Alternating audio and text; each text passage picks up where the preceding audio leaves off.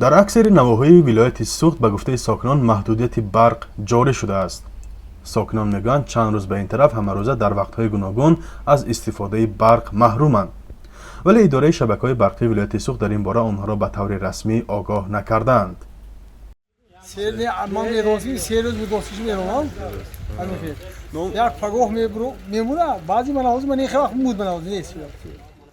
پولی وقت همیشه با پولش چیندم و اوندم دادیم پولش. یکی سیرت شلوف آب نیست. از وقتی منی کسال خودش حاضر همه. تقریبا یک هفته زیادتر می 8 نوروزه.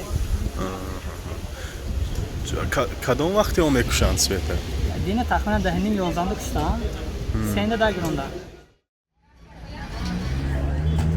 از روی مراجعت ساکنان و بنابر اطلاع دریافتی بجز از مرکز ولایت معمولا در دیگر ناحیه‌ها برق‌کشی نامنظم جریان دارد. ساکنان شهری استرابشن نیز میگویند زود زود غیر انتظار شاهد بی‌برقی ها میشوند.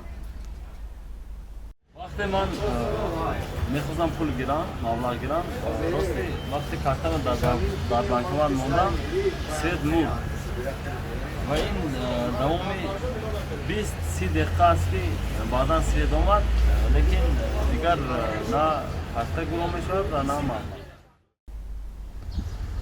ساکنان میگویند در فصل تابستان به میان آمدن مشکلی بی‌برقی آنها را نگران کرده است. بجز از کارهای کشاورزی برای روزگذرانی مقرری نیز به برق نیاز دارند. خانه مونده مادران 91 ساله خانه سالکن داشتن در کار ونتیلاتور کار نمی‌کند، کاندیشنر کار نمی‌کند. باشد بهتر. یعنی موقعی اکون بود گپر افتاش که یک ساعت دو ساعت میمورد اکون دینه روزی در روز مور. میدونم که اکون شبم کشتگی.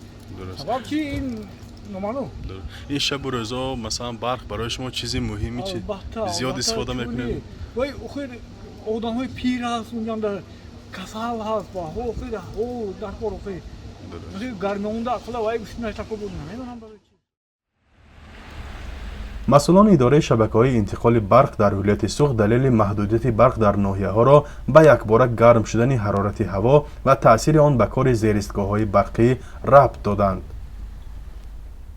گرمی هوا نیاد تاثیر میکنه. روز توچیلی 6 گراد برآمد. تایید تو گرمش تمیخ هوا میشه. نوقی گرمی افت زمین بری. گرمی همیشه گرم آهن آب کری شده است.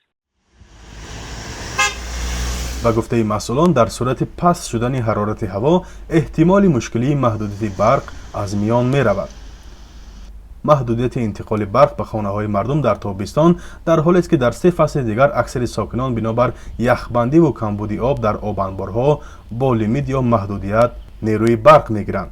اما این بار نخست است که در تاجیکستان به دلیل گرمی ها مردم به مشکل کمبودی برق روبرو می شود.